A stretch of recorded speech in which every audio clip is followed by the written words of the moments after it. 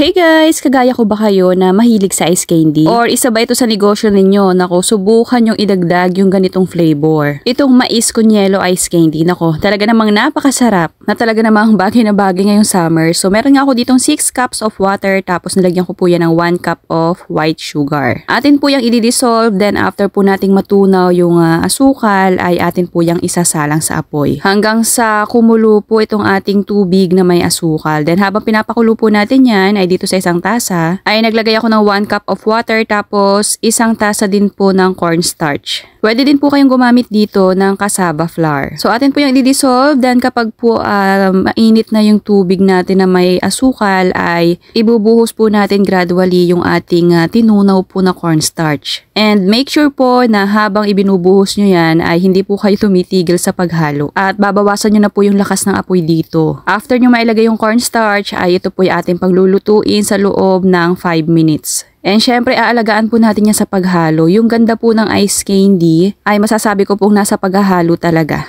And ginagawa po natin yung ganito pong process para po hindi naman po parang yelo yung ice candy ninyo. Ngayong araw po ay gagawa nga po tayo ng mais con yelo ice cream D. Hindi lang po ito basta ice candy, para pong ice cream ito mga mi. Pagkahango nga po ay naglagay po ako dito ng isang malaking lata ng evaporated milk, tapos isang latang malaki ng condensed milk at isang maliit. Bale, isang malaki at maliit na lata po yung nilagay ko dyan. At ito po isang all-purpose cream. At dahil nga po mais con yelo ice candy yung ating gagawin, eto, naglagay po ako dito ng cream corn. Yung atin pong kompletong sangkap ay ilalagay ko na lamang po sa comment section. So ito po yung ating hahaluing mabuti hanggang sa magpantay po lahat yung mga sangkap na inilagay po natin dito. Mas maganda po yung halong-halo mga sisikoy para pantay na pantay ang lasa. After pong mahalo, ito po yung atin munang bahagyang palalamigin at kapag malamig na, ito gagamit po tayo dito ng 1 3/4 by 10 na plastic at saka ito pong embudo para mas mabilis po nating ma-shoot dito sa plastic. Sa panukat naman po ay naglagay po ako dyan ng mga half cup of